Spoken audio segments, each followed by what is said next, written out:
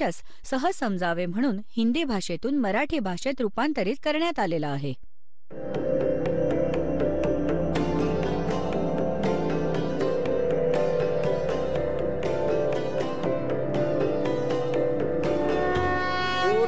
सब ज्ञानडी कबीर ज्ञान सो ज्ञान और जैसे गोला तोब कायम करता चले मैदान. जगद्गुरु तत्वदर्शी संत रामपालजी महाराजांचे अमृत वचन सर्व पवित्र धर्मांच्या व पवित्र शास्त्रांच्या आधारावर. सत सोहे सतगुरुदेव की जय. बंदी छोड़ कबीर परमेश्वर जी की जय. बंदी छोड़ गरीबदास जी महाराज जी की जय. स्वामी रामदेवानंद जी गुरु महाराज जी की जय हो.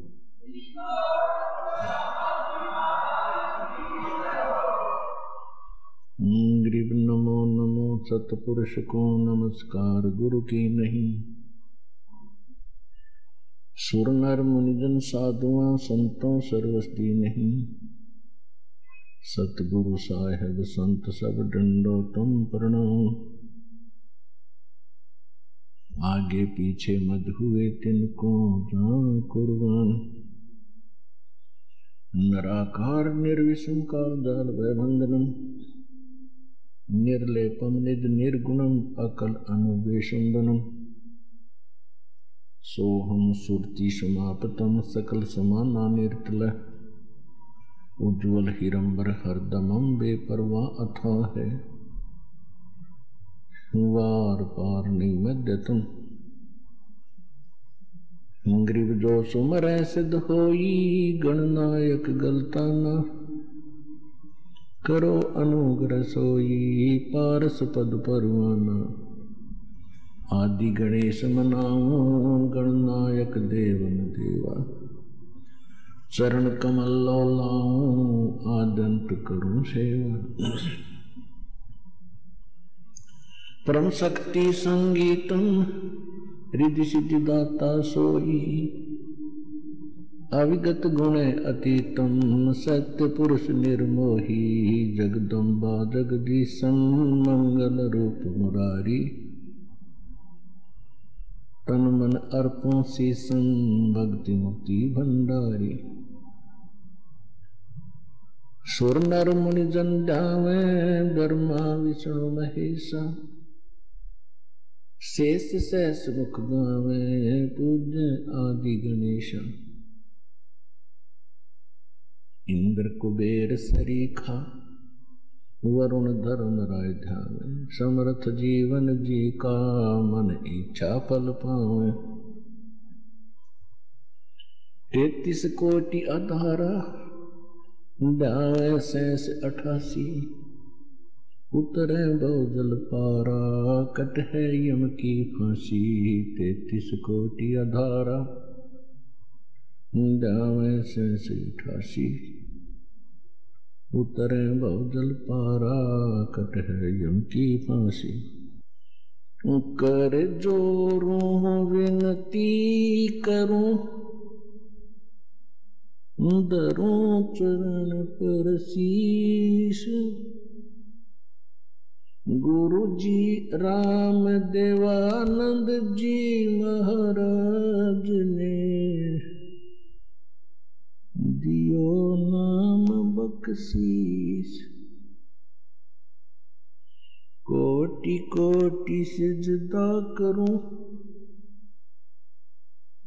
कोटि कोटि प्रणाम.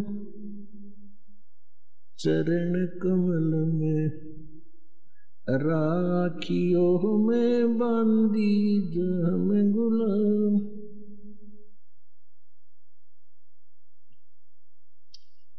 कुत्ता हूँ गुरुदेव का रामपाल दास का नाम. गले प्रेम की जेवड़ी जाके तो जाऊं.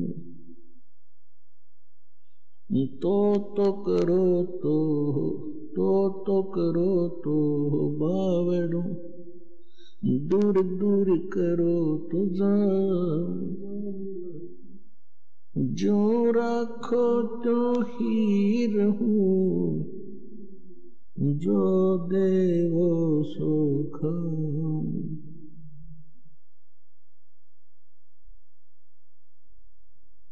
परम पिता परमात्मा पूर्ण ब्रह्म सर्व सृष्टीचे रचनाकार, सर्व सुखदायी पापनाशक, संकटमोचन, कष्टहरण, मंगल करणाऱ्या परमेश्वर कबीरजींच्या असीम कृपेने तुम्ही सर्व पुण्यात्मे परमात्म्याचा महिमा ऐकण्यासाठी उपस्थित झालात.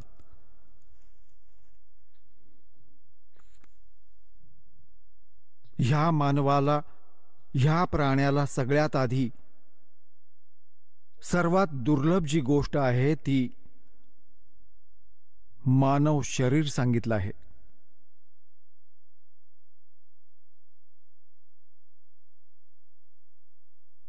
आणि त्यानंतर जर ह्याला कोणती दुर्लभ गोष्ट आहे तर ती सत्संग आहे. सत्यनारायण कथा ऐकण्याची संधी मनुष्य जीवन प्राप्त प्राण्याला सगळ्यात दुर्लभ आहे. आणि सत्संग कोण करू शकतो? सद्गुरू करू शकतात. सद्गुरूंशिवाय सत्संग होत नाही. सद्गुरूंची काय परिभाषा आहे? सत म्हणजे खरा, गुरु म्हणजे मार्गदर्शक, टीचर, मास्तर. आता इथे खरा शब्द प्रयोग केला आहे परमात्म्याने. मानुष जन्म दुर्लभ है ये मिलन बारंबार, तरवर से पत्ता टूट गिरे वो बहोर न लगता डार. सगळ्यात दुर्लभ गोष्ट आहे मानव शरीर. ह्या प्राण्याला आणि मानव शरीर प्राप्त प्राण्याला सगळ्यात दुर्लभ आहे सत्संग. आणि सत्संग करतात सद्गुरू. सद्गुरू म्हणतात जो फक्त खरं ज्ञान देतो तो खरा गुरु आहे. म्हणजे याने हे सिद्ध आहे की खोटे गुरु पण आहेत. तेव्हाच तर संतांना सद्गुरू शब्दाची गरज भासली. संत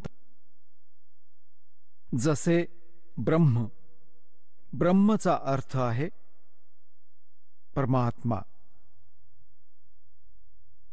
आता इथे ब्रह्म जो आहे तो इथे ब्रह्म प्रसिद्ध झाला.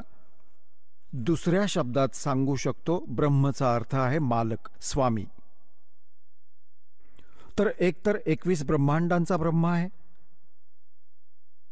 म्हणून पूर्ण ब्रह्माची गरज वाटली आणि सतसाहिबची गरज पडली. आणि सतसाहिब म्हणजे खरा भगवान, रियल गॉड. तर ह्याने हे सिद्ध होतं की कोणी खोटा गॉड पण आहे, कोणी खोटा देव पण आहे. तर अशाच प्रकारे सत्संगाने हे ज्ञान मिळतं. आणि सत्संग सद्गुरू सांगतात जे खरे गुरु असतात, खरा गुरु. तर खोटे देव पण आहेत, म्हणून सतसाहिबची गरज पडली. सतसाहेब, साहेब म्हणजे मालक, परमात्मा, भगवान, अल्लाह. तर खरा अल्लाह, खरा God, real God, true God. तर ह्याने हे सिद्ध आहे की कोणी खोटा परमात्मा पण आहे.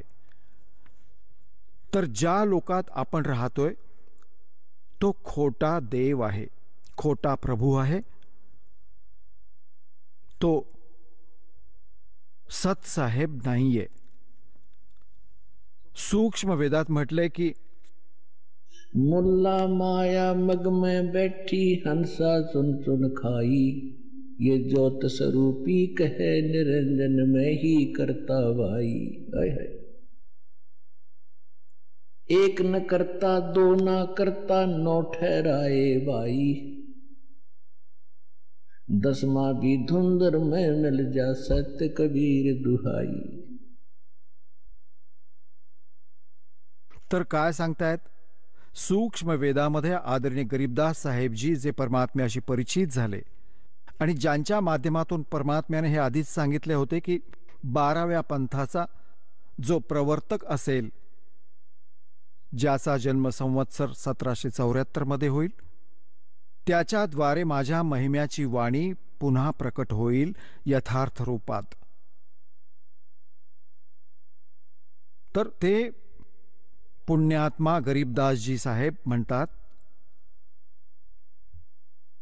की एक न करता दो न करता, जोत कहते हैं मुल्ला माया मग में बैठी रस्त्यात और चुन हंसा चुन चुन खाई, और यो ज्योत स्वरूपी कहे निरंजन मैं ही करता भाई. म्हणतात की हा स्वतःला भगवान मानतो.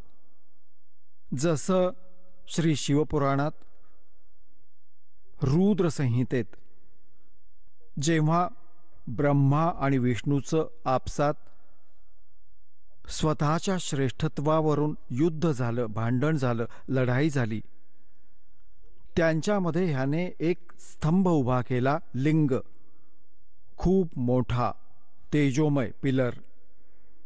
त्यानंतर हा स्वतः आपला पुत्र शिवाचं रूप धारण करून तिथे येऊन उभा राहिला. तेव्हा त्यांना म्हणतो की तुम्ही परमात्मा नाही आहात, तुम्ही भगवान नाही आहात, ब्रह्मा विष्णू हे सर्व काही माझं आहे, मीच भगवान आहे. तर ह्याच्या पुढे सूक्ष्म वेद काय सांगतो? मुल्ला माया मग में बैठी हंसा चुन चुन खाई, ये ज्योत स्वरूपी कहे निरंजन मैं ही करता भाई. एक न करता दो ना करता नौ ठहराए भाई. यांची अक्कल तर बघा. म्हणतात एक पण भगवान नाही, हे 9 अवतार 9 भगवान मानून बसले आणि 10वा येणार आहे निकलंक नावाने, ज्याला कल्की अवतार म्हणतात. हे म्हणतात तो पण असाच दंगा मस्ती करून, स्वतःची कर्म बिघडवून, जगाला मारून, स्वतःची कर्म बिघडवून मग निघून जाईल. मग तो 84 लाख योनींमध्ये निघून जाईल. सत कबीर दुहाई की एक सच्चा भगवान असेल तर तो कबीर साहेब आहे. अन्य कोणी परमात्मा अविनाशी नाहीये, इतर कोणी सत साहेब नाहीये. आजचा जो प्रसंग आहे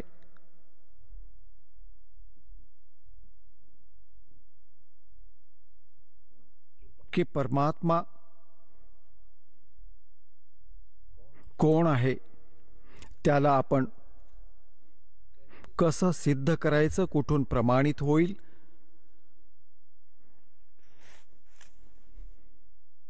आणि जेव्हा तो परमात्मा प्रमाणित होतो सर्व सद्ग्रंथातून, आपल्याला काही शंका राहणार नाही. तेव्हा आपण परमात्मा मानून जी साधना करू, तेव्हा तो भगवान आपल्याला पूर्ण लाभ देईल.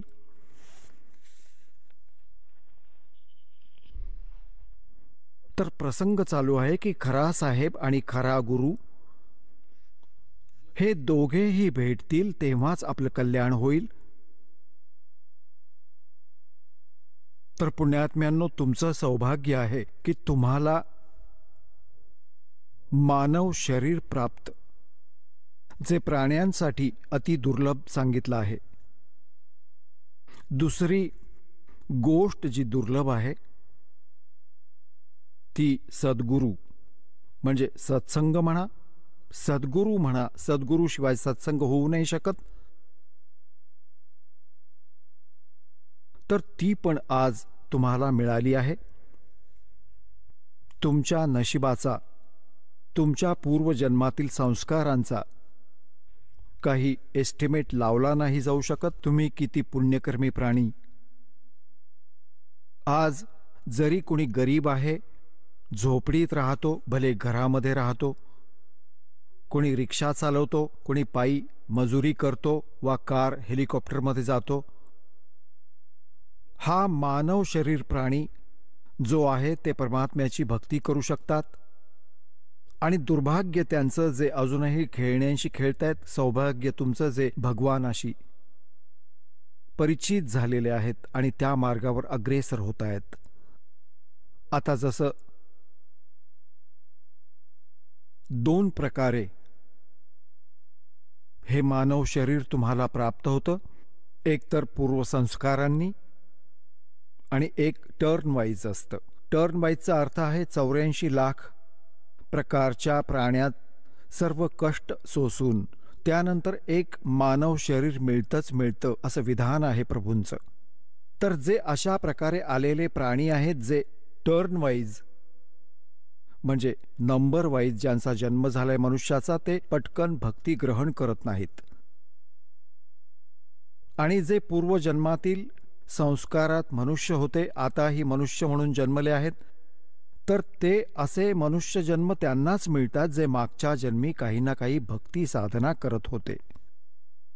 तर त्यांच्यात एक वेगळी ओढ, प्रेरणा निराळी असते परमात्म्यासाठी. त्यांना आधीपासूनच रुची असते, जन्मापासूनच असते.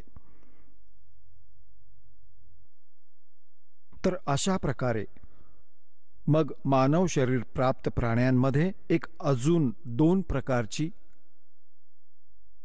स्थिती असते. जशी एक तर भक्ती कर्म असतात आणि एक धर्मकर्म असतात. भक्ती कर्माचा अर्थ आहे ज्यांनी भक्ती केलीये, मंत्र जप केले आहेत परमात्म्याकडून, गुरुदेवांकडून दीक्षा घेऊन आधीच्या जन्मात, आणि एकाने भक्ती सोबतच पुण्य पण खूप केलेत. तर दोघांचंही मनुष्य जीवन चाललंय, कारण पूर्वीच्या संस्कारांमुळे चाललंय. ज्यांनी दान नाही केलं आणि भक्ती करतच राहिले, कारण की परमात्म्याने ते मंत्र दिले होते जे तुम्हाला चार्ज करून गेले होते 100-600 वर्षांपूर्वी.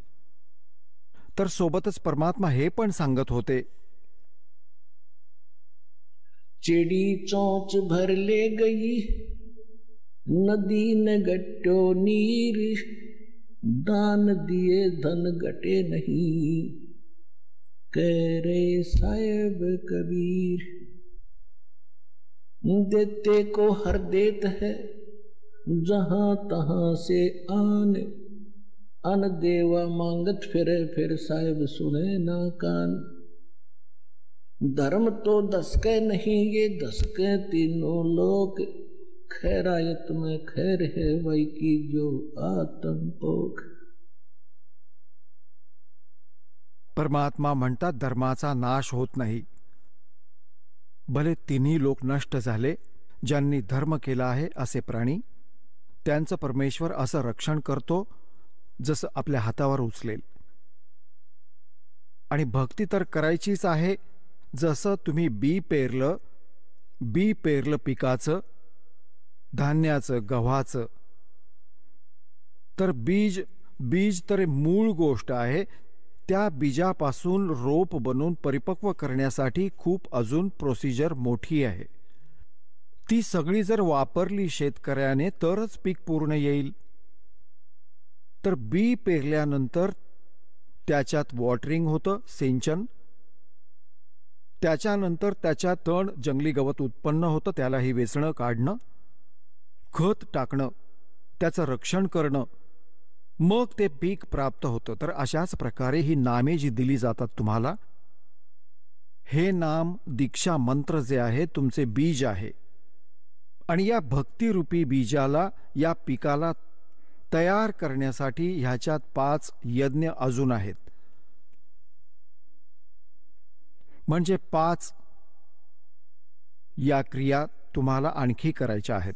एक यज्ञ आहे धर्माचा, दुसरा यज्ञ ध्यान आहे, आणि तिसरा यज्ञ आहे हवन, आणि चौथा यज्ञ प्रणाम, आणि 5वा यज्ञ आहे ज्ञानाचा, म्हणजे सत्संग ऐकणे, सद्ग्रंथांना जे तुम्हाला पुस्तक बनवून दिले त्याचा अभ्यास करणे. तर हे 5ही जे यज्ञ आहेत, असं समजा खत आणि पाण्याचं काम करतील. जर ह्या भक्तिरूपी रोपात, बीजात, नामात तुम्ही हे 5 आयटम टाकले नाहीत, तर भक्ती तुमची अपूर्ण राहील, सफल होऊ नाही शकणार. कारण काय असेल की तुम्ही भक्ती करताय, तुमच्यावर इतरही सांसारिक संकट खूप येऊ शकतात. त्यासाठी धर्म केल्याने धर्म केला असेल तर भगवान तुमच्या त्या समस्यांचं निराकरण करेल. तर मागच्या जन्मात परमात्मा आपल्याला सगळं ज्ञान द्यायचे, पण आम्ही आणि मग परमात्मा एक वचन अजून सांगतात की सुमरण से भला होगा नातर भला न हो. आता आम्ही हेच धरलं की भक्तीनेच गोष्टी बनतील, दान धर्म कमी केला नाही. आता तिथे म्हणतायत धर्म तो धसके नहीं, धसके तीनों लोग. धर्म धसकणे म्हणजे विनाश होणे, नष्ट होणे, गर्क होणे. तिन्ही लोक गर्क होऊ शकतात, पण धर्माचा नाश नाही होऊ शकत. तर अशा प्रकारे जे दास तुम्हाला सांगू इच्छितो की जो आज गरीब आहे, इथे दास बघतोय 90% गरिबी रेषेच्या खालचे पण पुण्यात्मे येत आहेत. 10% आहेत ज्यांचं नॉर्मल असं मीडियम असं काम आहे. तर सांगायचा भाव आहे की इथे दोन्ही कर्म सोबत चालतात. ज्यांचे केवळ मागचे भक्तिकर्म आहेत आणि दान धर्म कर्म त्यांचे इतके चांगले नाही आहेत, तर ते आहेत ते इतके निर्धन व्यक्ती आहेत, पण पुण्यात्मा बरोबरीचा आहे. पुण्यात्मा म्हणजे जो ज्यांनी मागच्या जन्मी भगवानाची सेवा जी भक्ती केलेली आहे, तर दोघांचं भक्तिकर्म सारखंच आहे. भले कोणी शेठ आहे वा कोणी अगदी गरीब रिक्षा चालक आहे, आणि ज्याला हे नाम प्राप्त झालं तर दोघांची जी भक्तिकर्म आहेत ती बरोबर आहेत. आणि गोष्ट राहिली धर्माची, तर ज्यांना आज अधिक सोयी संसारातील प्राप्त आहेत तर त्यांनी मागच्या जन्मी धर्म पुण्य केले होते. आता एक छोटं उदाहरण इथे अजून सांगतो तुम्हाला. जसं आपण गोष्ट ऐकायचो की श्रीकृष्णाचा एक मित्र होता सुदामा, ब्राह्मण होता, आणि तो इतका निर्धन होता की हँड टू माउथ होता. त्याची पत्नी म्हणायची की तुम्ही सांगता की श्रीकृष्ण द्वारकेचा राजा तुमचा क्लास फेलो होता, सहाध्यायी होता, तुम्हाला सगळं काही देऊ शकतो, मागून घ्या त्याच्याकडून. तर ब्राह्मणाचं कर्म नीट माहीत होतं, विद्वान पुरुष होते सुदामाजी. ते म्हणाले की मी मागच्या जन्मात काही धर्म केला नाही ज्यामुळे मला आज धन प्राप्त नाहीये. तर परमात्मा म्हणतात धन चाहे तो दान कर और मुक्ती चाहे जपनाम. आणि दोन्हीही केल्याने गोष्टी बनतील. हे तर परमात्मा एक विधान सांगत आहेत. तर तो सांगायचा की मी मागच्या जन्मी मी पुण्य नाही केले म्हणून मी दुःखी आहे, कारण की सद्ग्रंथातून ज्ञान मिळतं. तर सांगण्याचा भाव हा आहे की धर्मकर्माने मग त्यात बदल होतो. जसं मग सुदामा गप्पा मारण्यासाठी श्रीकृष्णाकडे गेला. श्रीकृष्णजी एका गुरु रूपातही होते, आध्यात्मिक शिक्षक पण होते. सर्व पांडवांचे ते गुरु होते, यादवांचे गुरु होते. तर सुदामाजी पोहे घेऊन गेले होते. श्रीकृष्णजीने पोहे खाल्ले. त्याचं प्रतिफळ म्हणून परमात्म्याने, म्हणजे जो जितकं सामर्थ्य, जेवढं सामर्थ्य श्रीकृष्णरूपी गुरुमध्ये होतं त्या आधारावर त्याने त्याचं काय बनवलं, एक घर बनवलं. म्हणजे ती समस्या सुटली त्या धर्म आणि कर्म करण्याने, प्रामाणिक भावाने. बघा, मुलं तर उपाशी होती आणि पोहे उरले होते तेच बांधून घेतले त्याने. तर ह्यापेक्षा मोठं पुण्य नाही.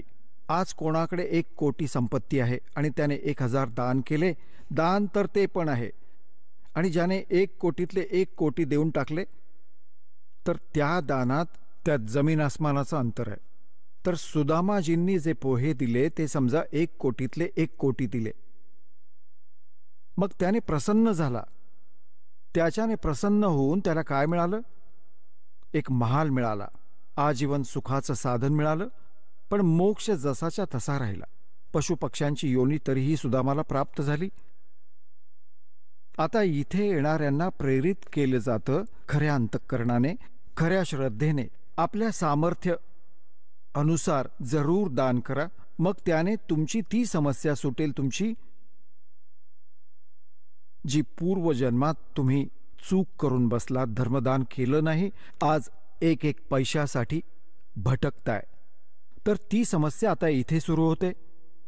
आता आपण त्या समर्थाला शरण आहोत, जसं एक तैमूरलंग नावाचा एक लोहार होता मुसलमान, आणि तो इतका गरीब होता, कधी कधी त्याला पीठ पोळी पण मिळायची नाही. दोघं मायलेक होते. आणि तो काय करायचा की श्रीमंत लोकांच्या शेळ्या मेंढ्या चरायला न्यायचा.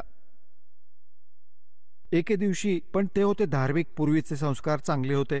अतिथीला भोजन जरूर द्यायचे, स्वतः उपाशी राहायचे, अतिथीला जीव घालून झोपायचे.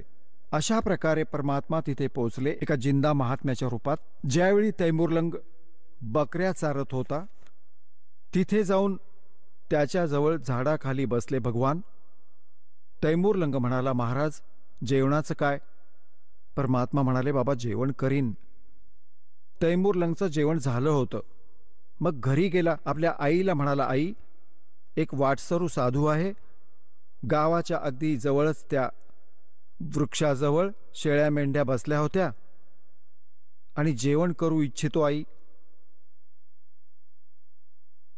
घरामध्ये फक्त 2 पोळ्यांचं, एका पोळीचं पीठ होतं आणि बनवून आई पोळी. म्हणाली, मी पण येते, साधूचं दर्शन घेते. पाण्याचा तांब्या घेऊन एक पोळी घरात उरली होती, त्या पिठाची बनवून चालू लागली. परमात्म्याला खायची विनंती केली. परमात्मा जेवण जेवू लागले. इतक्यात आईने पुन्हा पुन्हा म्हटलं त्याच्या की महाराज आम्ही खूप निर्धन आहोत, महाराज आम्ही खूप दुःखी आहोत, कधी कधी तर पीठ पण मिळत नाही. परमात्म्याने पोळी खाऊन तांब्यातलं पाणी पिऊन एक बकरी बांधाची दोरी पडली होती, साखळीसारखी पातळशी असते, तिला 4 वेळा दुमडलं. ती अशी पकडून तिच्या मुलाच्या डोक्यात पाठीवर मारली, उठून 7 वेळा मारली, 1 2 3 असं 7. आणि मग लाथ मारली आणि मग बुक्के मारले. आता त्याच्या आईला वाटलं की कोणी मेंटल साधू आहे, हा वेडाय, आणि मी ह्याला सारखं सारखं विचारलं, हटकलं, म्हणूनच रागावला. आणि साधू काय सांगावं, शाप पण देईल, हात जोडून म्हणू लागली, महाराज माझ्या मुलाची काही चूक झाली का? परमात्मा म्हणाले, नाही माई, तुझ्या मुलाला जे मी आधी 7 फटके मारलेत ना, ही साखळी मारली दोरी, तुझ्या मुलाला तैमूरलंगला 7 पिढ्यांचं राज्य दिलं मी बक्षीस. आणि जे बुक्के व लाथा मारल्या त्याने ते राज्य तुकड्यात वाटलं जाईल. असं तो म्हणत होता तेव्हा माई विचार करत होती, वेडा माणूस आहे, मेंटल, खायला पोळी नाही, खोटे आशीर्वाद देतोय की 7 पिढ्यांचं राज्य दिलं. इतक्यात परमात्मा अंतर्धान पावले. अंतर्धान पावले तसं बघितलं चहूकडे.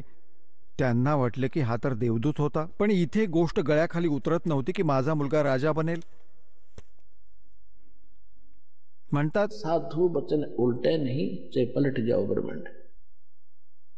त्यानंतर तो तैमूरलंग राजा झाला दिल्लीचा. दिल्लीत इतिहास साक्षी आहे. दिल्लीपर्यंत त्याने कब्जा मिळवला होता आणि इथे आपला एक नोकर बसवला होता दिल्लीच्या सिंहासनावर, तो त्याला टॅक्स द्यायचा. तैमूरलंग नंतर त्याचा नातू बाबर दिल्लीचा बादशहा बनला. त्यानंतर लागोपाठ 5 पिढ्या औरंगजेबापर्यंत तैमूरलंगाचं राज्य राहिलं. औरंगजेबानंतर ते तुकड्यात त्याची पिढी वेगवेगळ्या राज्यात वाटली गेली. रोटी तमर लंकू दीनी, तात 7 बाद सैलीनी. तुम्ही अन्नदेवाच्या आरतीमध्ये वाचता तर सांगण्याचा भाव हा की दास जे तुम्हाला आज आध्यात्मिक जे प्रवचन सांगू इच्छितो की जे पूर्वी चुका करत होते आणि आता दान धर्म ना करून आज खूप दुःखी आहेत, खूप मोठी समस्या आहे त्यांच्यापुढे उदरनिर्वाहाची. ह्या समर्थांकडे आल्यानंतर ही समस्या नाही राहणार. पण समस्या ही राहील की तुम्हाला विश्वास कधी होईल की कबीर इज गॉड. ज्या दिवशी तुमचं अंतःकरण मानेल, कानोकानी ऐकलेल्या गोष्टींचा उपयोग नाही होणार, आत्म्याचा सोबती आहे भगवान, ह्या मनाचा साथी नाही. मन तर काळाचा एजंट आहे आणि परमात्म्याच्या भक्तीने ह्या मनाला पण आत्मा स्वतःशी अनुकूल करेल. आता तर तो आत्म्यावर बसला आहे, ह्याने आत्म्याला आपलं वाहन बनवलं आहे आणि जिथे पकडून घेऊन जातो वाईट कर्म करून त्याच्या आधाराने चालतोय. मग आत्मा ह्याच्यावर बसेल आणि ह्याचा स्पीड खूप कमी होईल. ह्या मनाचा फालतू कामात पण इतका स्पीड आहे आणि जेव्हा हा चांगल्या कामात लावेल तर त्याच्यातही त्याचा तितकाच स्पीड आहे. त्याच्या वरती बसवेल भगवान तुम्हाला. तर सांगण्याचा भाव आहे दासाचा की तुम्हाला इथे येऊन हे ज्ञान सांगितलं जातं. तर आता तुम्ही दान करताय. दास बघतोय कोणी 10 रुपयांची मुश्किलीने त्याची दान करण्याची हिंमत होते आणि मग दास बघतो की दुसऱ्यांदा तिसऱ्यांदा येतो तेव्हा 1000 रुपये टाकतोय तो माणूस. आत्मा सद्गदित होतो की मालकांनी ऐकलं ह्या आत्म्याचं, कारण की परमात्म्याचं विधान आहे. म्हणतात तुम्ही 1 रुपया दान कराल, 1000 देतो दाता तुम्हाला. जे दान तुम्ही इथे करता ते तुमचं नाही, ते तर भगवानाचं झालं, तुमचं नाही राहिलं. त्या बदल्यात 1000 त्याच वेळी मालकांनी लिहिले त्या तुमच्या अकाउंटमध्ये, पण ते अकाउंट तुम्हाला दिसत नाही कधी. जे अकाउंट परमात्म्याने तुमचं उघडलं दीक्षा घेतल्यानंतर, ते बँक अकाउंट सूक्ष्म आहे. तुमच्या अंतःकरणात एक मेसेज पोहोच भगवानाकडे. वर तुमची एक अजून फाईल आहे, त्याच्यामध्ये तो मेसेज ॲड होतो. तुम्ही 1 रुपया दान केला, 1000 तुमच्या खात्यात लिहिले गेले. तर जे पैसे तुमचे होते, इथे दिलेला पैसा तुमचा नाहीये, तो परमात्म्याचा झाला. आणि ह्या परमात्म्याच्या पैशाचा तुम्ही सदुपयोग करा, इथे दुरुपयोग नका करू त्याचा. जो इथे पण सेवक आहे, येणारे पण अनेकदा बघितलंय थोड्याफार त्रुटी हे करत राहतात. तर तुम्ही सावध राहायला पाहिजे. हा मालकांचा पैसा आहे. तुम्हाला तर मालकांनी त्याच वेळी दिले, तो नाही ठेवत आपल्याजवळ, तो तर पूर्ण परमात्मा आहे. म्हणतात चारों युगों में देख लो हमने किसका रखा मार. द्रौपदीने 1 वीत लांबीचा कपडा दिला होता, 9 इंच ढीग लावला त्याचा. सुदाम्याने थोडे पोहे दिले, महाल बनवला. तैमूर लंगने 1 पोळी दिली, त्याला 7 पिढ्यांचं राज्य बक्षीस दिलं. म्हणतात चारों युगों में देख लो हमने किसका रखा मार. मी कोणाचं घेऊन परत दिलं नसेल. मारणं म्हणजे कोणी पैसा घेऊन दिला नसेल तर त्याने पैसा मारलं म्हणतात. तर परमात्मा म्हणतात की चारों युगों में देख लो हमने किसका रखा मार. आम्ही कोणाचा पैसा ठेवला नाही. तर सगळ्यात आधी आपल्या अंतःकरणात हे बसलं पाहिजे की हु इज गॉड, परमात्मा कोण आहे. आणि परमात्म्याला ओळखण्यासाठी आम्हाला कोणते पुरावे स्वीकारावे लागतील. सगळ्यात आधी आपले सद्ग्रंथ. आपले सद्ग्रंथ कोणते आहेत? पवित्र हिंदू धर्मातली जी नावं लिहिली गेली आहेत, पवित्र 4ही वेद, ऋग्वेद, यजुर्वेद, सामवेद, अथर्ववेद, पवित्र श्रीमद भगवद्गीता, पवित्र 18 पुराणे. यानंतर जे उपनिषद आहेत ना, ते तर कोणी ऋषी वगैरे ऋषी विशेषांच्या आपल्या अनुभवाच्या कथा आहेत. ती वेद आणि सद्ग्रंथांशी मेळ खात नसेल तर ती त्याच्या घरची आहे, आपण ती घ्यायची नाहीये. दुसरं असं, हे पवित्र वेद, पवित्र श्रीमद भगवद्गीता, पवित्र पुराण हे हिंदूंचे नव्हते, मानव जातीसाठी आहेत. त्यानंतर विभाग वाटले जाऊ लागले. तर मग जसं पूर्वीच्या काळी आपसात कापलेली क्षेत्र होती, जसं समुद्र पार करून मग अमेरिका, हे जे USA म्हणतात ज्याला, ते वेगळे झाले होते या क्षेत्रापासून. तर मग तिथे मग काळ भगवानाने नंतर वेगळी झाली. आधी तर सिद्धीच होत्या. आधी असं तिथे जायचे, एक दुसऱ्याशी संपर्क करायचे, सिद्धीने जायचे. त्यानंतर ते क्षेत्र वेगळे झाले. तर काळाने पुन्हा जसं ईसा मसीह सारख्या, बाबा आदम सारख्या महापुरुषांना तिथे जन्म दिला, मग त्याने आपली थिअरी, स्वतःची थिअरी वेगळी शिकवली त्यांना. आणि त्यानंतर मग ही पुस्तकं बनली, जसं तोरात, जब्बूर, इंजील आणि मग हे कुराण शरीफ. तर हे जे असं वास्तवात पवित्र ग्रंथ आहेत, पुराण आहेत आपली, ती मानव जातीसाठी आहेत. तरीही तर आपण ह्या सर्व सद्ग्रंथांना मान्य आहेत. हिंदूंना तर हे ग्रंथ मान्य आहेत जे दासाने आत्ता सांगितले. पवित्र चारही वेद, पवित्र श्रीमद भगवद्गीता, पवित्र पुराणे, उपनिषद तर वेगळी गोष्ट आहे, त्यांना विसरून जा. ते तर कोणा व्यक्ती विशेषाचा स्वतःचा जो अनुभव आहे, त्याने जसं ईश्वराला जाणलं त्याने तशी कथा लिहिली. ती वेद व गीता पुराणाची ताळमेळ करत नसेल तर ती ठीक नाही. आणि मग पुराण पण वेद आणि गीतेच्या निम्न स्तरावर येतात. तो श्री ब्रह्माजींचा ज्ञान अनुभव आहे. ब्रह्माजींकडून ऐकून इतर ऋषींनी जो आपला अनुभव आला ते मग 18 विभागात वाटले. वास्तवात मूळ शास्त्र आपले पवित्र वेद, पवित्र गीता आणि पवित्र सूक्ष्म वेद आहेत. ते कम्प्लीट इन ऑल रिस्पेक्ट आहेत, ऑल इन वन आहेत, जे गॉड गिव्हन आहेत, जे भगवान स्वतः देतो. ते वेद ते आहे खरं ज्ञान. त्या खऱ्या ज्ञानालाच खरं ज्ञान आपल्या अंतःकरणात सामावण्यासाठी, पटवण्यासाठी ह्या पुराणांचा, वेदांचा, गीतेचा आधार घेतला जातो की जे ज्ञान भगवान देतो ते ह्याच्याशी पण जुळतं. जे ह्याच्यामध्ये यथार्थ ज्ञान आणि भक्तिविधी नाही ती त्या सूक्ष्म वेदात आहे. तर मग आम्हाला हा विश्वास वाटतो की जे वेदात सांगितले केवळ एक ओम मंत्र आहे. गीता सांगते ओम तत्सत, तो पूर्ण परमात्मा मिळवण्याचे केवळ 3 मंत्र आहेत. हा आहे इनकम्प्लीट हा कोर्स. आणि त्याच्यात काय लिहिले सूक्ष्म वेदात प्रथम मंत्र आहे तो 7 मंत्र आहेत. वेदात पण संकेत करतात की जोपर्यंत तत्वदर्शी संत येत नाहीयेत तिथे 5 नामं दिली जातात. आणि जेव्हा तत्वदर्शी संत येतो तेव्हा ती वेळ येते भक्तीची, तर त्यावेळेस 7 मंत्र दिले जातात. त्यानंतर मग 2 मंत्र आणि मग कंप्लीट कोर्स करून मूळ मंत्र दिला जातो. तर हे आहे त्या सूक्ष्म वेदात सगळं ज्ञान. तर सांगण्याचा भाव आहे की पवित्र वेद, पवित्र श्रीमद भगवद्गीता, पवित्र पुराण, पवित्र बायबल 3 पुस्तकांचा, पवित्र पुस्तकांचा संग्रह आहे. आणि पवित्र कुराण शरीफ, पवित्र गुरुग्रंथ साहिब. पवित्र गुरुग्रंथ साहिबमध्ये जी महिला पहिलाची वाणी आहे ती वाणी आहे त्या परमात्म्याशी परिचित त्या पुण्यात्मा श्री नानक देवांची. त्यानंतर ज्या इतर गुरुदेवांची वाणी त्या गुरुदेवांचे, जर ते नानक देवजींच्या वाणीशी आणि सूक्ष्म वेदाशी जुळत नसेल तर ती त्या स्तराची वाणी नाहीये. तर म्हणून आपण आपल्या परमात्म्याला समजण्यासाठी,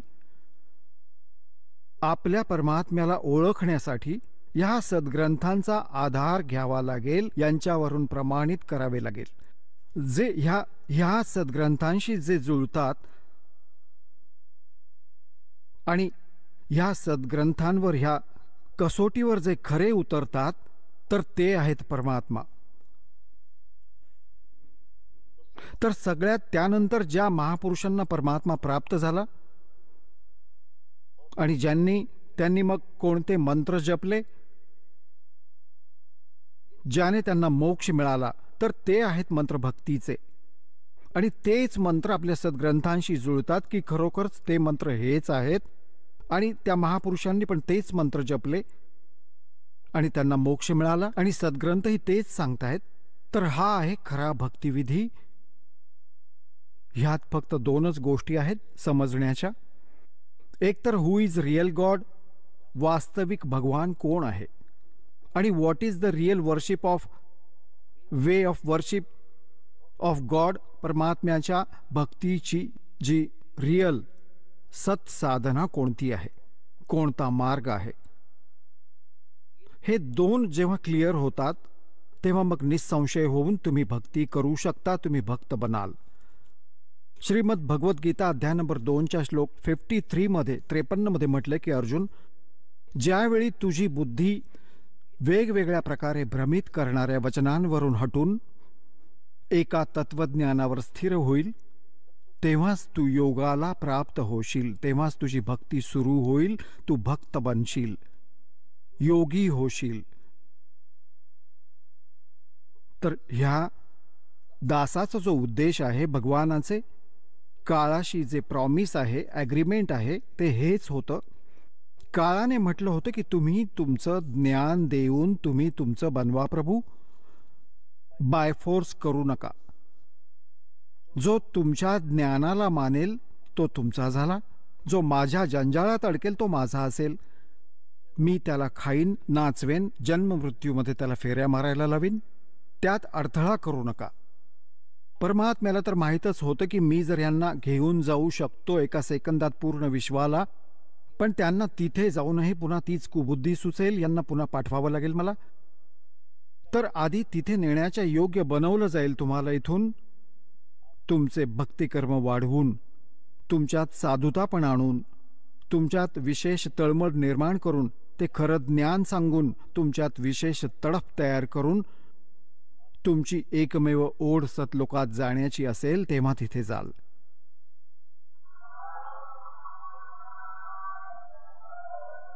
तर त्यासाठी ह्या इथली व्यवस्था आणि वरच्या व्यवस्थेचं एकत्र चित्रार्थ आणि वर्णन केलं जातं, कारण की तुमचं मन ह्या खराब जगातून निघून त्या सुखमय लोकात असं प्रेरित होईल जसं आपण तिथून इथे येण्यासाठी इतके उत्सुक होतो.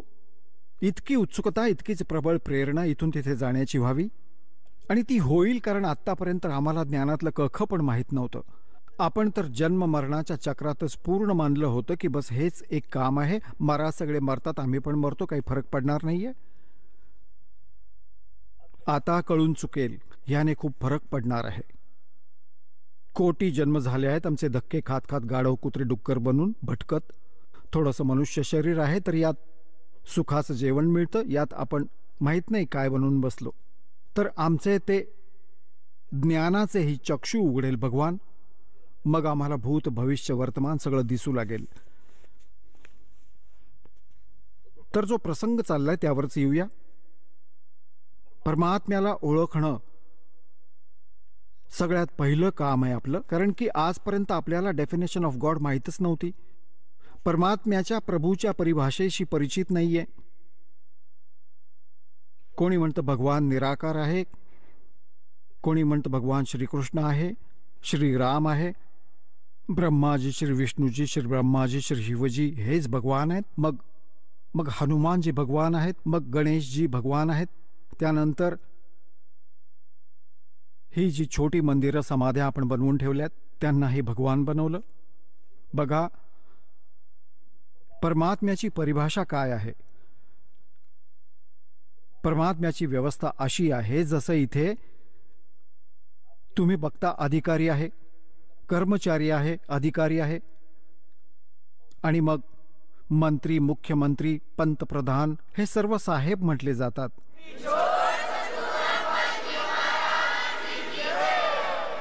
चला आता आपण त्या श्रद्धाळूंचे अनुभव जाणून घेऊयात ज्यांनी जगद्गुरू तत्वदर्शी संत रामपालजी महाराजांकडून दीक्षा प्राप्त केलेली आहे, तसेच त्यांच्याद्वारा सांगितलेल्या भक्ती मार्गावर चालत आहेत. नमस्कार. सत साहेब. आपलं नाव? माझं नाव दत्ता ज्ञानोबा कदम. आपण कुठून आलात? मुक्काम पोस्ट वाटूर फाटा, तालुका परतूर, जिल्हा जालना, महाराष्ट्र. आपला व्यवसाय काय आहे? माझा व्यवसाय लॉन्ड्री आहे आणि त्याचबरोबर मी ऑप्टिकलचं काम पण करतो. संत रामपालजी महाराजांची गुरुदीक्षा आपण कधी घेतली? संत रामपालजी महाराज यांची दीक्षा मी 2010 मध्ये घेतली. संत रामपालजी महाराजांची गुरुदीक्षा घेण्या अगोदर आपण व आपला परिवार कोणती भक्ती साधना करत होतात? संत रामपालजी महाराजांची दीक्षा घेण्यापूर्वी मी ब्रह्म, विष्णू, महेश, त्याचबरोबर स्वाध्याय, जेणेकरून पांडुरंग शास्त्री आठवले, हा स्वाध्याय मी जवळपास 7 ते 8 वर्ष केला. आणि त्याचबरोबर मी गणपतीची जास्त भक्ती करायचो, कारण गणपतीची मी पूजा जास्त करीत होतो. आणि जसं की गणपती बसतो त्यावेळेस मी 1 महिने अगोदरच तयारी करायचो. इष्टदेव म्हणजे माझा गणपती असल्यासारखं व्हायचं. आणि आमच्या गावाहून राजूर म्हणून एक प्रसिद्ध गणपतीचं मंदिर आहे, त्या ठिकाणी आम्ही चतुर्थीच्या दिवशी जवळपास 50 ते 60 किलोमीटर अंतरावर पायी जायचो. मी सर्वात जास्त गणपतीची साधना करीत होतो. सर, जसं तुम्ही सांगत आहात की आपण श्री गणेशजींना आपलं इष्ट आराध्य दैवत मानलं होतं आणि त्यांची आपण मनोभावाने उपासना करत होते, तर असं असताना आपण संत रामपालजी महाराजांच्या शरणात कसे आलात? संत रामपालजी महाराजांच्या शरणामध्ये मी असं आलो, माझ्या गावी काही माझे मित्र आहेत, ते बरवाला ह्या ठिकाणी जात होते. जात असताना त्यांनी मला एक ज्ञानगंगा नावाचं पुस्तक दिलं. ज्ञानगंगा नावाचं पुस्तक मी बघितलं, वाचलं आणि त्यावेळेस मला कळालं की संत रामपालजी महाराज हे गीता, शिवपुराण, विष्णुपुराण, देवी महाभागवत, बायबल, कुराण यांच्यामधून सर्व काही साधना व देवी देवतांची भक्ती कशी करायची, काय करायची याची माहिती देत होते. त्यावेळेस मला असं वाटलं की बाबा संत रामपालजी महाराज आजपर्यंत आपल्याला कुठल्याही संतांनी असं सांगितलं नाही आणि आज संत रामपालजी महाराज हे आपलेच ग्रंथ खोलून त्याच्यातून भक्ती साधना कशी करायची आणि काय करायची याची माहिती देतात. त्याचबरोबर माझ्या मित्रांनी काही मला DVD दिल्या. त्या DVDतून सुद्धा मी संत रामपालजी महाराजाचं ज्ञान घेतलं आणि 2010 साली बरवाला ह्या ठिकाणी गेलो, तिथं बघितलं आणि ते साधना मी संत रामपालजी महाराजाकडून गुरुदीक्षा घेतली. सर, आजच्या घडीला भारतामध्ये बरेचसे साधू संत आहेत की जे स्वतःला संत म्हणून ओळखतात, स्वतःला तत्वदर्शी संत म्हणून संबोधतात.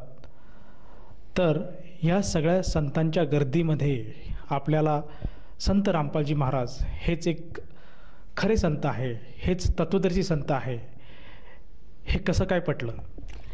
कारण की आजपर्यंत कुठल्याही संतांनी, कुठल्याही गुरूंना 4 वेद, 6 शास्त्र, 18 पुराण याचं प्रमाण देऊन सांगितलं नाही. आणि संत रामपालजी महाराज प्रत्येक शब्द हा गीता, वेद, पुराण, बायबल याच्या माध्यमातून सांगतात की नेमका मोक्ष काय आहे, कशापासून मिळतो. त्याच्यामुळं संत रामपालजी महाराजाकडे मी जाऊन गुरुदीक्षा घेतली आणि गुरुदीक्षा घेऊन संत रामपालजी महाराजांनी मोक्षाचा मार्ग दाखवला. आज पूर्ण विश्वामध्ये कुठलाही संत प्रमाण देऊन सांगत नाही आणि संत रामपालजी महाराज एक जर शब्द सांगायचा असला तर जवळपास 10 ते प्रमाण देतात आणि ते सिद्ध करून सांगतात की ही भक्ती अशी आहे आणि आपल्याला अशी करावं लागेल, हे केल्यानंतरच आपल्याला मोक्ष भेटू शकतो. त्यामुळं मी संत रामपालजी महाराजाची गुरुदीक्षा घेतली. सर, जसं तुम्ही सांगत आहात की संत रामपालजी महाराज हे शास्त्रोक्त भक्ती देत आहेत आणि म्हणूनच आपण त्यांची गुरुदीक्षा घेतली. तर या शास्त्रोक्त भक्तीमुळे आणि संत रामपालजी महाराजांच्या सतमंत्रामुळे आपल्याला व आपल्या परिवाराला काय काय अनुभूती आली? सांगायला गेलं तर भरपूर काय आहे, पण मी तुम्हाला जे बी मला 4 ते 5 असे काही लाभ झालेले आहेत की माझा विश्वास संत रामपालजी महाराजाशिवाय दुसऱ्या कुठल्याही गुरुवर नाही आहे. तर त्याच्यातला पहिला लाभ 2009 साली मला किडनी स्टोन झालता, म्हणजे मूतखडा झालता. 14.7 mm तो खडा होता, जेणेकरून त्याला खर्च येत होता जवळपास 2.5 लाख रुपये. मी जालना या ठिकाणी आलो, सोनोग्राफी केली. डॉक्टरांनी मला सांगितलं की बाबा तुला जवळपास 14.7 mm 2 खडे आहेत आणि ते ऑपरेशन केल्याशिवाय जमत नाही. तर त्यांनी जवळपास त्यावेळेस मला 2.5 लाख रुपये खर्च सांगितला होता आणि सांगितलं होतं की 2 ठिकाणी ऑपरेशन होईल. पहिलं ऑपरेशन एक तर मुंबईला करावं लागेल आणि दुसरं ऑपरेशन हे हैदराबादला करावं लागेल. पण आर्थिक स्थिती माझी इतकी बिघडलेली होती की मी 10,000 रुपये सुद्धा खर्च करू शकत नव्हतो. परंतु संत रामपालजी महाराजाकडून गुरुदीक्षा घेतली त्याच्यानंतर दुसऱ्या दिवसापासूनच माझा जो मूतखड्याचा प्रॉब्लेम आहे तो सॉल्व झाला. काही औषध गोळी न घेता फक्त संत रामपालजी महाराज यांचा गुरुदीक्षा घेतली आणि माझा प्रॉब्लेम सॉल्व झाला. दुसरा माझा असा अनुभव आहे, माझं लग्न 2013 साली झालं. लग्न झाल्यानंतर 1 वर्षांनी माझ्या बायकोला दिवस गेले. दिवस गेल्यानंतर दिवस पूर्ण भरले. आम्ही दवाखान्यामध्ये गेलो. दवाखान्यामध्ये गेल्याच्या नंतर माझ्या मिसेसची डिलेवरी झाली आणि डिलेवरी झाल्या वेळेस माझा मुलगा सिस्टरच्या हातातून खाली पडला. खाली पडल्याच्या नंतर 5 मिनटं तो कुठल्याही प्रकारचा त्याचा श्वास पण चालत नव्हता, त्याच्या हालचाली पण चालत नव्हत्या. आवाज इतक्या जोरात आला की आम्हाला कळालं की माझा मुलगा खाली पडला. मी ऑपरेशन थिएटरच्या बाजूला गेलो. मॅडमला विचारलं, मॅडम कवाड उघडा, मॅडम कवाड उघडा, काय झालं? पण मॅडमच्या हातातून पडल्यामुळं मॅडम खूप घाबरली होती आणि मला बोलत नव्हती. पण ज्या वेळेस असा आवाज झाला की मला असं वाटलं की आता माझा मुलगा राहिलेला नाही. परंतु मी बाहेरून मॅडमला सांगत होतो, मॅडम तुम्ही काळजी करू नका, संत रामपालजी महाराजांकडून मी दीक्षा घेतलेली आहे, माझ्या मुलाला काहीच होऊ देणार नाही. त्यावेळेस मी माझ्या परमात्म्याला बाहेरून दंडवत घातला. मॅडमला सांगत होतो, फक्त मॅडम तुम्ही फक्त कवाड उघडा, माझ्या मुलाला काहीच होणार नाही. माझ्या परमात्म्यावर मला खूप विश्वास आहे, माझ्या मुलाला काहीच होणार नाही. परमात्म्याला मी प्रार्थना केली, दंडवत घातला. तसेच माझ्या सगळ्या परिवाराने दंडवत घातला. म्हणे परमात्मा ह्या दुःखातून तुम्ही काढा, माझा मुलगा पडलेला आहे, मॅडम काही घर उघडत नाही. भगतजी मी तिथं थांबलो, मॅडमला आवाज देत होतो, मॅडम काही उघडत नव्हत्या.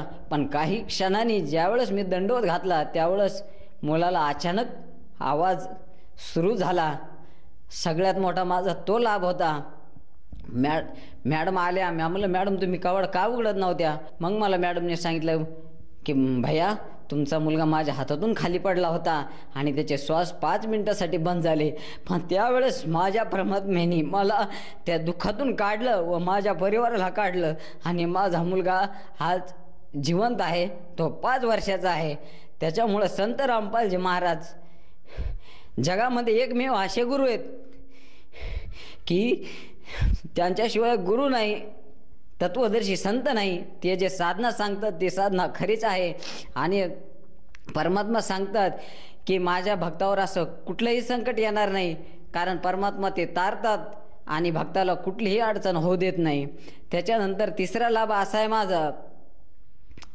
माझा दुसरा मुलगा आज 2 वर्षाचा आहे. 9व्या महिन्यामध्ये मी जालन्याला संजीवनी हॉस्पिटलला माझ्या मिसेसची सोनोग्राफी करण्यासाठी येत होतो. येत असताना आंबडबायपासून दवाखान्याचं अंतर जवळपास 5 किलोमीटर असताना मोटरसायकलवर येत असताना मोटरसायकलची स्पीड जवळपास 40 ते 50 असताना अचानक कुत्रं आलं. कुत्रं आल्यानंतर माझी गाडी पडली. मिसेस ही पोटावर पडली. ज्यावेळेस पोटावर पडली त्यावेळेस आजूबाजूचे लोक इतके ओरडत होते की मला मारण्यासाठी आले. अरे भैया तुला काही कळतं का नाही म्हणे, अशा बाईला घेऊन चाललास, ती मागं पडली. ज्यावेळेस मी पाहिलं तर ती पोटावर होती. मला वाटलं नेमकी माझी मिसेस राहिली का नाही. घरी गेल्यानंतर परमात्मा म्हणलं मी काय तोंड दाखवू, माझं सगळं फॅमिली याच्यातच आहे, काय करू परमात्मा. मी माझ्या परमात्म्यावर एवढा विश्वास होता. माझी मिसेस सारखं रडू लागली. मी माझ्या मिसेसला बाजूला घेतलं. बाजूला घेतल्यानंतर तिला चरण अमृत दिलं आणि प्रसाद द्यायला. म्हणलं काय होते पाहू आपण, आपले गुरुजी आहेत, ज्याप्रमाणे आपल्या मुलाला गुरुजीनं पहिल्यांदा वाचवलं, हातात हे दुसरं मुल आहे. परमात्मा जर जो मुलगा वारला ज्याला 5 मिनिटं झाले त्याचा श्वास नाही, हे तर पोटातलंच आहे आणि यायचं राहिले बाहेर.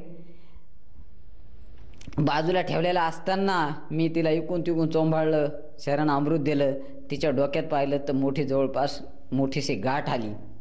गाठ आल्यानंतर मला वाटलं हिच्या मेंदू गिंदूला लागलं नसेल, हिला ब्रेन ट्युमर वगैरे काही झालं नसेल. अनेक समस्या माझ्या मनामध्ये येत होत्या. माझी मिसेस रडत होती. पण मी म्हणलं काही होत नाही, आपल्याकडे मेन डॉक्टर आहे, चल आपण तिथं जाऊन पाहू. आणि परमात्मा असं करणार नाही, कारण परमात्माने आपल्याला अनेक वेळा वाचवलं. संजीवनी हॉस्पिटलच्या जवळ आलो, गाडी पार्किंगला लावल्याच्या नंतर मिसेसनं सांगितलं अहो माझा गर्भच फिरत नाही. गर्भ फिरत नाही म्हणल्यावर मी गाडी मला लावायची कळना. बाजूला बसलो. म्हणलं गुरुजी माझी काय परीक्षा घ्यायला लागले तुम्ही, आता तर गर्भच फिरणा झालाय, घरी जाऊन काय तोंड दाखवू मी माझ्या आईवडिलाला, माझ्या सासऱ्याला. आणि परमात्मा माझ्या काही गलती झाली असली तर माफ करा, पण ह्या संकटातून मला काढा परमात्मा. बायको डॉक्टर साहेबाकडे गेली. डॉक्टर साहेबाकडे गेले असताना मी म्हणलं डॉक्टरला काही सांगू नको, आपण पडलेलो, नाही तर डॉक्टर लोक आपल्याकडे पैसे घेतील, आपली परिस्थिती नाही. मिसेसला चरणामृत दिलं आणि डॉक्टर साहेबाकडे पाठवलं. डॉक्टर साहेबाकडे पाठवल्याच्या नंतर परमात्माला पुन्हा मनोमन प्रार्थना केली. काही क्षणात माझ्या मिसेसने दरवाजा उघडला आणि बाहेर आली. मला वाटलं पुन्हा काय झालं. आता आल्याच्या नंतर सांगितलं अहो माझा गर्भ फिरायला लागला. त्यावेळेस भगतजी जमीन पायातून गेली की परमात्मा तुम्ही माझ्यावर लय उपकार आहे, तुम्ही माझ्या 2 मुलाला जीवनदान दिलं, जे की गर्भ बंद झालेला चालू होत नाही, पोरग पाळलेलं जिवंत होत नाही, असं कसं काय व्हायलं परमात्मा. त्यावेळेस माझ्या गुरुजीनं मला 2 वेळेस तारलं आणि आज त्या संताविषयी मी तुम्हाला सांगाल तेवढं कमी आहे, पण असे अनुभव आहेत. जर ज्याला कोणाला विश्वास नसेल वाटत असेल तर मी माझा नंबर देतो, माझ्या बायकोचं तुम्हाला बोलणं करून देतो की त्या संतांमध्ये इतकी सामर्थ्य शक्ती आहे की ते काहीही करू शकतात. सेकंदामध्ये परमात्मा जीवन दान देतात. माझ्यासारख्या सामान्य माणसाला 10,000 नसताना 2.5 लाख रुपयाचं ऑपरेशन परमात्माने नामदीक्षा होताच केलं. माझ्या मुलाला वाचवलं. आणि ज्या बाईच्या पोटात गर्भ आहे, जर मी गुरुमंत्र नसता घेतला तर माझी बायको टरबुजासारखी फुटली असती. इतके परमात्माचे माझ्यावर उपकार आहेत की ह्या जन्मात तर मी परमात्माचे उपकार सुद्धा हे सोडू शकत नाही. सर, जसं तुम्ही सांगत आहात की संत रामपालजी महाराजांच्या सद्भक्तीमुळे आज आपण व आपला परिवार खुशाल आहेत. मुख्यतः आपल्या परिवारावर जे काही संकट आले होते ते पूर्णपणे दूर झालेत आणि मृत्यूच्या दारातून आज आपल्या 2 बालकांना संत रामपालजी महाराजांच्या सद्भक्तीमुळेच ते बाहेर येऊ शकले. हा मोठा चमत्कार आज आपण इथं बयान केला. तर या आपल्या अनुभवातून आपण आपल्यासारखे जे अन्य काही आपले मित्र आहे, परिवार आहे, आप्तेष्ट आहे, नातलग आहे आणि जो भक्त समुदाय आज आपल्याला TV चॅनलच्या माध्यमातून बघत आहे, या सर्वांसाठी काय संदेश द्याल? मी फक्त प्रार्थना करू शकतो. आज संत रामपालजी महाराज 4 वेद, 6 शास्त्र, 18 पुराण ह्या ग्रंथातून आपल्याला मोक्षाचा मार्ग कसा आहे, भक्ती कशी करावी आणि मोक्षाला कसं जावं हे परमात्मा सांगतात. त्याचबरोबर परमात्मा सिद्ध करून देतात. आणि भक्त समाजाला सांगतो की जे माझ्यावर जे संकट आले त्या संकटातून, कारण की मेलेला मुलगा जिवंत करणं ही काही सोपी गोष्ट नाही, किंवा आजपर्यंत जगात असले कुठलेही संत नाही की त्यांनी असे चमत्कार दाखवलेत. त्याच्यामुळं भक्त समाजाला सांगतो की संत रामपालजी महाराजांचे सत्संग चालतात, तुम्ही सत्संग बघा. जे सांगतात वेद पुराणातून त्या गोष्टी तुम्ही टॅली करा आणि संत रामपालजी महाराजांकडून तुम्ही उपदेश घ्या, जेणेकरून तुमच्यावर जे काही संकट असतील ते परमात्मा सॉल्व करतील आणि तुम्हाला मोक्षाचा मार्ग दाखवतील. सर, जसं तुम्ही सांगत आहात की आज मानव समाजाने संत रामपालजी महाराजांचा मार्ग समजून घेतला पाहिजे आणि त्यांच्याकडनं नामदीक्षा घेऊन आपलं जीवन सफल करायला हवं. तर ह्या अनुषंगाने जर एखाद्या साधकाला जाणवलं की आपण सुद्धा संत रामपालजी महाराजांची नामदीक्षा घ्यावी, तर ती व्यक्ती नामदीक्षा कशी घेऊ शकेल? संत रामपालजी महाराजांचे सत्संग TVवर चालतात. सत्संग चालू असताना काही खाली नंबर फ्लॅश होतात. त्या नंबरवर आपण फोन लावावा व आपलं नाव, गाव याची माहिती द्यावा. त्या ठिकाणी आपण फोन केल्याच्या नंतर संत रामपालजी महाराजांचे प्रत्येक जिल्ह्यामध्ये नामदान केंद्र सुरू झालेले आहे. त्या ठिकाणी आपल्याला जाऊन गुरुमंत्र दिल्या जाईल. सर, या गुरुमंत्रासाठी त्या साधकाला किती पैसे द्यावे लागतील? संत रामपालजी महाराजांची गुरुदीक्षा घेताना 1 रुपया देखील लागत नाही. त्याचबरोबर संत रामपालजी महाराज आपल्याला गुरुमंत्राचं एक पुस्तक, एक फोटो, चरणामृत असं साहित्य निःशुल्क देतात. त्याचा कुठल्याही प्रकारचा 1 रुपया न घेता गुरुमंत्र हा अगदी मोफत म्हणजे फ्री आहे. धन्यवाद. सत साहेब.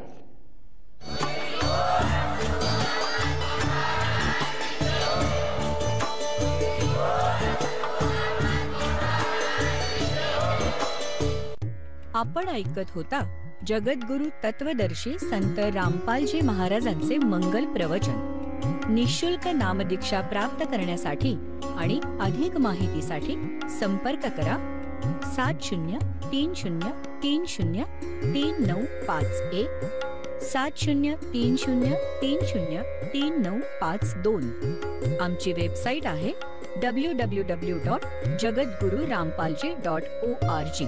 सर्व पवित्र धर्मांच्या व पवित्र शास्त्रांवर आधारित प्रमाणित अनमोल पुस्तक ज्ञानगंगा किंवा जगण्याचा मार्ग यापैकी कोणतेही एक पुस्तक निःशुल्क मागवण्यासाठी आम्हाला आपले पूर्ण नाव, पूर्ण पत्ता, पिनकोड सहित आणि फोन नंबर लिहून 7030303951 7030303952 नंबरवर SMS करू शकता किंवा आम्हाला 7030303950 नंबरवर व्हॉट्सअप देखील करू शकता.